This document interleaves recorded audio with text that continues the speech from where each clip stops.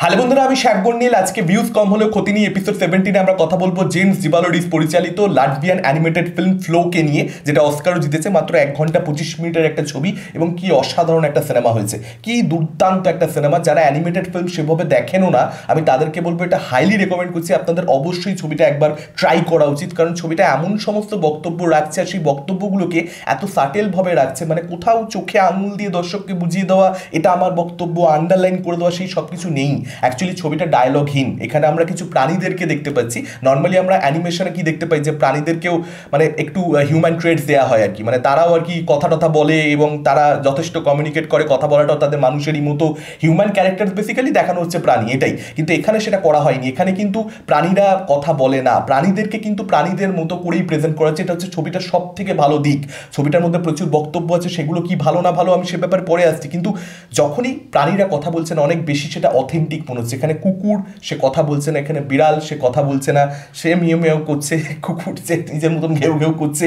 এবং সেখানে কিন্তু এই ছবিটার বিউটি যে একে অপরের ভাষা তারা বুঝছে না, একে অপরের কথা তারা বুঝছে না, কিন্তু একটা ক্রাইসিস সিচুয়েশন তৈরি হয়েছে। বেসিক্যালি গল্পটা এরকম যে একটা পোস্ট অ্যাপোক্যালিপটিক ওয়ার্ল্ড, যেখানে মানুষের অস্তিত্ব নেই, মানুষ সম্পূর্ণরূপে মুছে গেছে, মানব সভ্যতা, এবং সেখানে কিছু প্রাণী বেঁচে রয়েছে। এবার একটা বিশাল বড় ফ্লাড আছে, যেখানে এই বিড়ালটা যে বেসিক্যালি প্রোটাগনিস্ট ছবির, এবং তার সঙ্গে সঙ্গে একটা কুকুর, তার সঙ্গে সঙ্গে একটা পাখি এবং আরও বেশ কিছু প্রাণী রয়েছে, যারা রিয়েলাইজ করছে যে আমাদেরকে একে অপরকে সাপোর্ট করতে হবে, একে অপরকে হেল্প করতে হবে নিজেদের ডিফারেন্সেস ভুলে গিয়ে।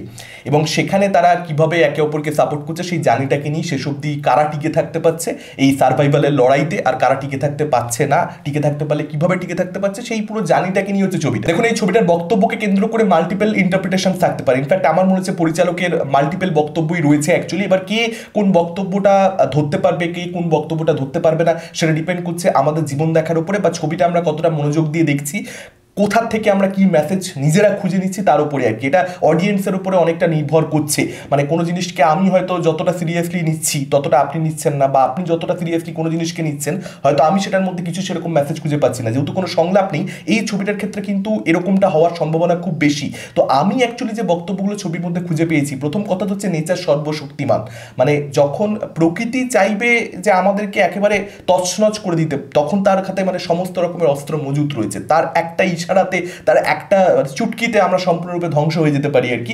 আজকে এই বাড়িতে বসে রয়েছি, ভিডিও শ্যুট করছি, 2 মিনিটের মধ্যে যে কোনো কিছু হয়ে যেতে পারে, ইনফ্যাক্ট কয়েক সেকেন্ডের মধ্যে যে কোনো কিছু হয়ে যেতে পারে। তো আমরা একেবারেই সেফ নই, আমরা জাস্ট প্রকৃতির Das, as simple as that, এর থেকে বেশি কিছু নয়। এই ছবিটা দেখলে আপনি সেটাই ফিল করবেন, কারণ এই যে প্লাড আসবার ব্যাপারটা বলছি, শুধুমাত্র কিন্তু এই একটাই ন্যাচারাল অবস্ট্যাকেল আসতে সেরকম ব্যাপার নয়, আরও বিভিন্ন ধরনের অবস্ট্যাকেল কিন্তু ছবিতে বিভিন্ন পর্যায়ে আসতে থাকে, এবং সেগুলোর সঙ্গে কীভাবে ডিল করছে এই ক্যারেক্টার্সগুলো সেটা খুব ইন্টারেস্টিংভাবে দেখানো হয়েছে।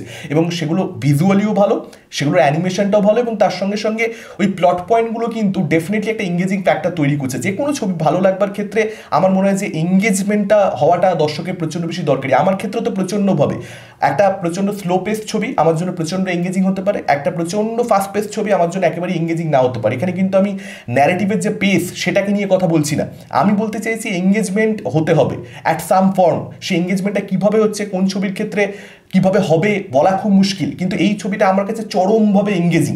আজকে এখানে যেটা দেখানো হচ্ছে যে এই যে বিভিন্ন পশু পাখি তারা একে অপরের যে ডিফারেন্সেস সেটা ভুলে গিয়ে একে অপরকে সাপোর্ট করছে, এটা আমরা মানুষেরা পারবো তো? কারণ আমরা তো এরকমই একটা ভবিষ্যতের দিকে এগোচ্ছি। বেসিক্যালি গ্লোবাল ওয়ার্মিংকে নিয়ে ছবির মধ্যে বক্তব্য রাখা হয়েছে। এরকমই একটা ভবিষ্যৎ যেখানে স্থলভাগকে সম্পূর্ণরূপে জলভাগ ক্যাপচার করে নেবে, এবং যখন আমরা সেরকম একটা সিচুয়েশন তৈরি দেখতে পাবো, আমরা মানুষেরা একে অপরের যে ডিফারেন্সেস, হিন্দু মুসলিম অ্যান্ড ধনী গরিব, সাদা কালো, মানে ফর্সা, এই সমস্ত কিছু ভুলে গিয়ে আমরা এক জায়গায় এসে একে অপরকে সাপোর্ট করতে পারবো তো? কারণ পশু পাখি তাদের তো অনেক, তাদের মধ্যে সরলতা রয়েছে, মানুষের মধ্যে এত কমপ্লিকেশন, আমরা তো খুব কমপ্লিকেটেড একটা প্রাণী, সেখান থেকে আমরা সেই সব কিছু ভুলে গিয়ে একত্রিত হতে পারবো তো?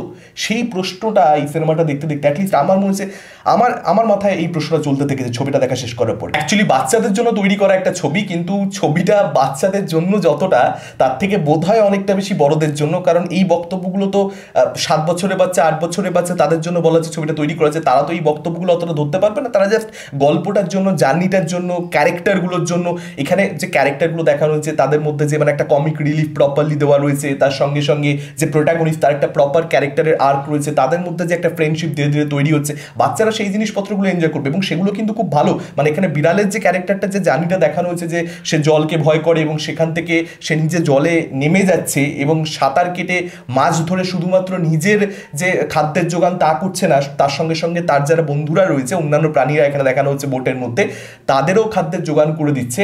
সেই যে জার্নিটা, সেই যে ক্যারেক্টারের আর্কটা, ডেফিনেটলি সেটা প্রচন্ড ভালো লাগছে। কিন্তু যে বক্তব্যটা বলতেছে যে united we stand, divided we fall, জানা মেসেজ, কিন্তু সেটা যখন ভেতর থেকে ফিল করছি, পরিচালক জাস্ট কিছু ইভেন্ট দেখাচ্ছে একটা গল্প দেখানোর মাধ্যমে, আলাদা করে আন্ডারলাইন করছে না, ডায়লগই নেই, যেটা আমি বারবারই বলছি, সেখানে একটা ম্যাজিক্যাল মোমেন্ট তৈরি হয় যে ভেতর থেকে আপনার মেসেজটা মানে নিজের মাথার মধ্যেই আর কি চলতে থাকছে, পরিচালক না বলা সত্ত্বেও ব্যাপারটা অনেকটা এরকম। তো সেটার একটা ম্যাজিক্যাল মোমেন্ট যেটা খুব কম কন্টেন্টই আর কি প্রোভাইড করতে পারে অডিয়েন্সকে, ফ্লোয়ের কিন্তু সেটা করবার ক্ষমতাটা রয়েছে। এবং বিশেষ করে যেহেতু এরকম একটা ক্রাইসিস সিচুয়েশনে যে কোনো সময় নেচারের দ্বারা মানে আমাদেরকে ফেলে দেওয়া হতে পারে, আমরা এরকম একটা প্রবলেমে পড়ে যেতে পারি। এবং ইনফ্যাক্ট আপনারা ঘাটালের দিকে তাকিয়ে দেখুন, বিষয়টা তো বুঝতেই পারছি আমরা যে পশ্চিমবঙ্গ সবসময় এগিয়ে, বাংলা চিরকাল এগিয়ে ছিল, একটা কথাই রয়েছে, বাংলা আজকে যা করে তা ভারতবর্ষ পরে করে, তো বাংলা এগিয়ে রয়েছে। ফ্লো তো লাটভিয়া কি করবে, আমরা অনেক এগিয়ে। আর সিনেমাটার অন্যতম খুব বড় পজিটিভ হচ্ছে সাউন্ড ডিজাইন, যেহেতু ডায়লগ নেই, সাউন্ড ডিজাইনের উপরে এই ছবিটা অনেকটা রিলাই করছিল এবং টেরিফিক কাজ হয়েছে, টেরিফিক কাজ হয়েছে, ব্যাপক। মানে আপনি ছবিটা দেখলে তবে বুঝতে পারবেন যে এখানে সাউন্ড ডিজাইনের কাজ কতটা উন্নত, বিভৎস কাজ করেছে প্রত্যেকটা জায়গাতে, থ্রু আউট, একদম প্রথম ফ্রেম থেকে লাস্ট ফ্রেম অবধি। তো এক্সট্রাঅর্ডিনারি একটা ফিল্ম যেখানে মেসেজিং অন পয়েন্ট এবং এঙ্গেজিং, আপনাকে ক্রমাগত ধরে রাখতে পারবে, ভালো ভালো চরিত্রগুলোর মধ্যে নিজস্ব যে ডায়নামিক্স, সব কিছু ভালো। আপনাদের অবশ্যই ছবিটা দেখা উচিত, যারা দেখেছেন কীরকম লেগেছে ডেফিনেটলি কমেন্ট করে আমাদেরকে জানাতে পারেন। এই ভিডিওটা ভালো লাগলে লাইক করতে পারেন, শেয়ার করতে পারেন, আমাদের চ্যানেল নতুন হলে চ্যানেলটাকে অবশ্যই সাবস্ক্রাইব করতে পারেন। আজকের মতন টাটা, চোখ পরবর্তী ভিডিওতে।